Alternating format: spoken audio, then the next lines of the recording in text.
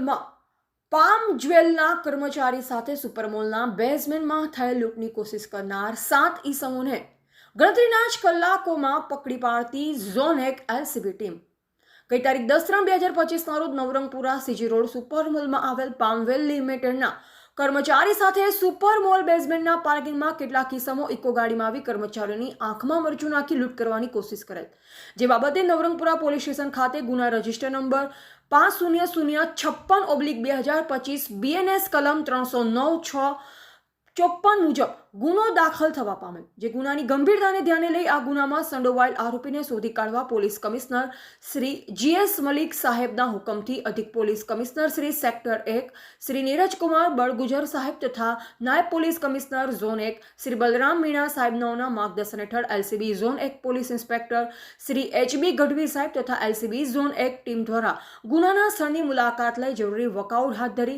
Human intelligence અને technical analysis આધારે LCB zone 1 team દ્વારા ગણતરીના જ કલાકોમાં લૂંટની કોશિશ કરનાર ઈસમને પવન ભરતભાઈ સોની ઉંમર વર્ષ 40, નીતિશ ઉર્ફે શંભુ ભીખાલાલ સોલંકી ઉંમર વર્ષ 36, મિતુલ ગોપાલભાઈ દરજી ઉંમર વર્ષ 35 તેમજ દીપક ઉર્ફે મચ્છર સંજયભાઈ શુક્લા ઉંમર વર્ષ 24, અનિલ બાલકિશન પરિહાર, સંગ્રામસિંહ ઉર્ફે પિન્ટુ ગરવરસિંહ રાઠોડ ઉંમર વર્ષ 37, હિતેશ ઉર્ફે કલ્લુ આનંદભાઈ મહેશકર ઉંમર વર્ષ 25 ને ગણતરીના જ કલાકમાં પકડી પાડી નવરંગપુરા પોલીસ સ્ટેશનમાં નોંધાયેલ ગુનાનો ભેદ ઉકેલી LCB ઝોન 1 ટીમ દ્વારા સારી અને પ્રશંસનીય કામગીરી કરવામાં આવેલ છે. પકડાયેલ ઈસમોના નામ, સરનામા તથા ઈસમોના રોલની માહિતી તથા ગુનાહિત ઇતિહાસ પૈકી મિતુલ ગોપાલભાઈ દરજી ઉંમર વર્ષ 35, રહે મકાન નંબર L 118/1410 પહેલો માળ, ગણેશ એપાર્ટમેન્ટ, સોલા રોડ, ઘાટલોડિયા, અમદાવાદ શહેર. સદરીસમ નાઓના અગાઉ પામ જ્વેલર લિમિટેડમાં નોકરી કરતો અને પામ જ્વેલર લિમિટેડની ગાડી ક્યારે અને કેટલા વાગે નીકળે છે તેની માહિતી 6 ઈસમોને આપેલ અને એકવાર રેકી કરવા માટે સાથે પણ ગયેલ. પવન ભરતભાઈ સોની, રહે ઉંમર વર્ષ 40, ધંધો બેકાર, રહે મકાન નંબર B 102 ઉમિયા તીર્થ એપાર્ટમેન્ટ સોસાયટીની પાછળ, ઘાટલોડિયા, અમદાવાદ શહેર. સદરી ઈસમ તથા મિતુલ દરજી તથા નીતિશ ઉર્ફે શંભુએ ભેગા મળી ઉપરોક્ત જ્વેલર્સને ત્યાં લૂંટ કરવાનો પ્લાન બનાવ્યો અને સંગ્રામસિંહ રાઠોડ નામના માણસને લૂંટ કરવા માટે માણસો અરેન્જ કરવાનું જણાવેલ અને શંભુને ગાડીની વ્યવસ્થા કરવાનું જણાવેલ હતું. નવરંગપુરા પોલીસ સ્ટેશન ફર્સ્ટ ગુના રજિસ્ટર નંબર 15/2024 ઇપિકો કલમ 420/406 મુજબ ગુનામાં અટક કરવાનો બાકી છે. નીતિશ ઉર્ફે શંભુ ભીખાભાઈ સોલંકી ઉંમર વર્ષ 36, ધંધો ડ્રાઇવિંગ, રહે 5 હાંટડી, વસો, તાલુકા વસો, જિલ્લા ખેડા. સદરીસમ વસો ખેડા ખાતેથી ઇકો ગાડી લાવેલ હતો. ગુનાહિત ઇતિહાસ વસો પોલીસ સ્ટેશનમાં ગુના રજિસ્ટર નંબર 30/286/2024 ઇપિકો કલમ 323, 324, 143, 144, 147, 148, 149, 504, 506 મુજબ સંગ્રામસિંહ ગરવરસિંહ રાઠોડ ઉંમર વર્ષ 37, ધંધો ડ્રાઇવિંગ, રહેવાસી ગામ ભુવાલડી, તાલુકા દસકોડી, જિલ્લા અમદાવાદ શહેર. સદરી ઈસમ દીપક ઉર્ફે મચ્છર સંજયભાઈ શુક્લા નાનો પવન સોની સાથે સંપર્ક કરાવેલ અને પવન સોનીએ માણસોની વ્યવસ્થા કરી આપવા બદલ ₹10,000 ગૂગલ પે કરેલ હતા. દીપક ઉર્ફે મચ્છર સંજયભાઈ શુક્લા ઉંમર વર્ષ 24, રહેવાસી 207 ભાટીવાસ, રખિયાલ ગામ, રખિયાલ, અમદાવાદ શહેર. સદરી ઈસમ તથા હર્ષ ઉર્ફે કલ્લુ તથા પકડવાનો બાકી ઈસમ રાજુ સત્યપ્રકાશ મિશ્રા નાઓ સુપરમોલના બેઝમેન્ટમાં પાર્ક કરેલ ઇકો ગાડીમાંથી નીચે ઉતરેલ અને પામ જ્વેલર લિમિટેડના કર્મચારી સાથે લૂંટ કરવાની કોશિશ કરેલ, જ્યારે નિશિત ઉર્ફે શંભુ, પવન સોની તથા અનિલ પરિહાર ગાડીમાં બેસી રહેલ. અનિલ બાલકિશન પરિહાર ઉંમર વર્ષ 24, રહેવાસી 560 કઠવાડા હાઉસિંગ બોર્ડ, કઠવાડા, નિકોલ, અમદાવાદ શહેર. ઈસમ નંબર 5 મુજબના રોલ. હિતેશ ઉર્ફે કલ્લુ આનંદભાઈ મહેશકર, કલ્લુ આનંદભાઈ મહેશકર ઉંમર વર્ષ 28, ધંધો ડ્રાઇવિંગ, રહે મકાન નંબર 235, હુડકો ઇન્દિરા વસાહત, સિગરવા, ઓઢવ, અમદાવાદ શહેર. ઓઢવ પોલીસ સ્ટેશન ગુના રજિસ્ટર નંબર 53/2019 ઇપિકો કલમ 554, 457, 380, 114 મુજબ ઓઢવ પોલીસ સ્ટેશન ગુના રજિસ્ટર નંબર 54/2019 ઇપિકો કલમ 457, 380, 114 મુજબ નહીં પકડાયેલ ઈસમ પદુ, જેના પૂરા નામ સરનામાની ખબર નથી, રાજુ સત્યપ્રકાશ મિશ્રા. સુધાર ગુનાઓની વિગત નવરંગપુરા પોલીસ સ્ટેશન ગુના રજિસ્ટર નંબર 500656/2025 BNS કલમ 309/654 મુજબ અહેવાલ હિતેશ ઠક્કર, ઘાટલોડિયા, અમદાવાદ. પાસે જે પેઢી છે એ પેઢીના વિગતો છે કે કોને અંદરથી માહિતી લીક કરેલી છે એવી વિગતો સામે આવી નથી, પરંતુ મિતુલ ચૂંકી પહેલાંથી જ આ પેઢીની અંદર કામ કરતો હતો એટલે એને પહેલાંથી જ ખબર હતી કે કેટલું સોનું જાય છે, કઈ ટાઈમે જાય છે, કઈ રીતે જાય છે, આખી બધી વિગત એમને પ્રાઇમરીલી હતી જ. અને સાથે સાથે એમને જે રેકી કરેલી છેલ્લા 2-2.5 મહિનામાં 4-5 વખત, એનાથી એને આખું ક્રોસ વેરિફિકેશન કરી લીધું હતું કે એમનું પ્લાન સફળ થાય એવા પ્રયાસો થયા હતા.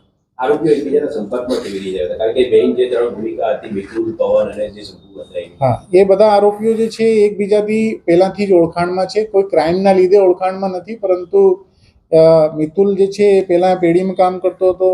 પવન સોની છે એ સોનાનું જ કામ કરે છે. તો આ પ્રકારે એકબીજાના સંપર્કમાં આવ્યા હતા એ લોકો.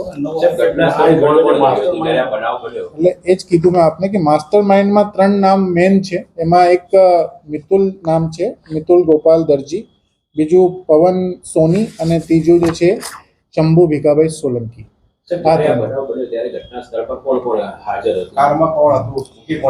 એમાં જે 5-7 લોકો છે, 7 લોકોમાંથી 5 લોકો એક મિતુલ જે છે એ પોતે જગ્યા ઉપર ગયો નથી.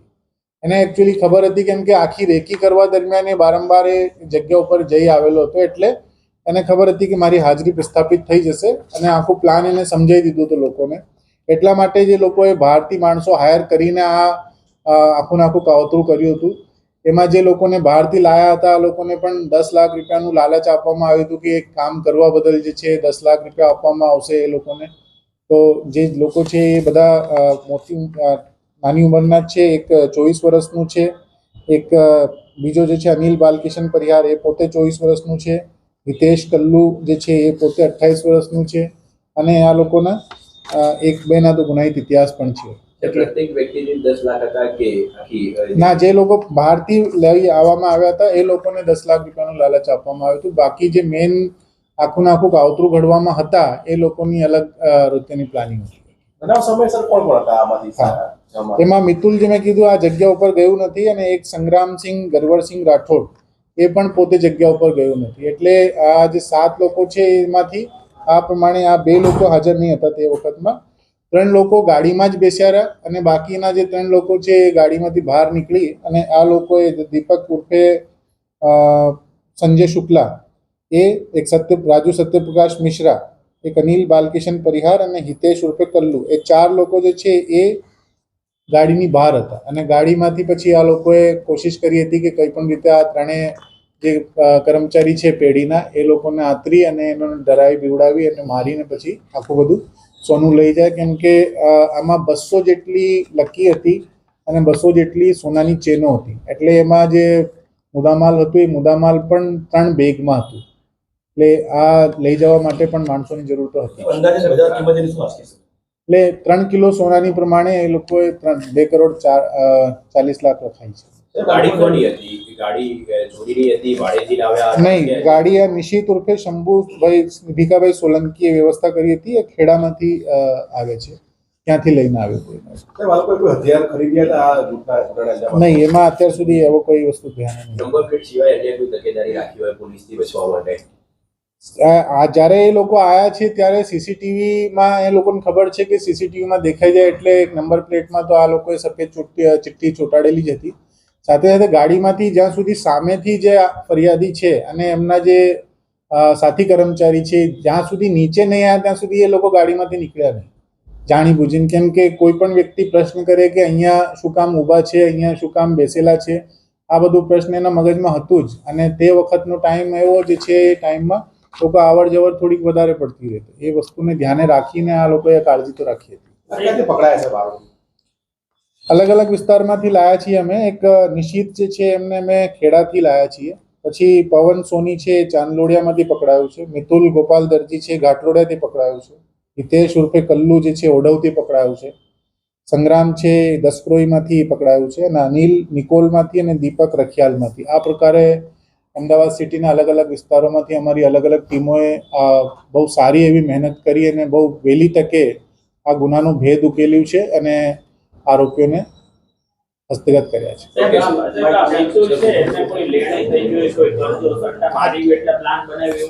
અત્યારે કોઈ વિગતે એવી સામે નહીં. અમારી કોઈ એજ્યુકેશન છે, એજ્યુકેટેડ છે આ બાબતે?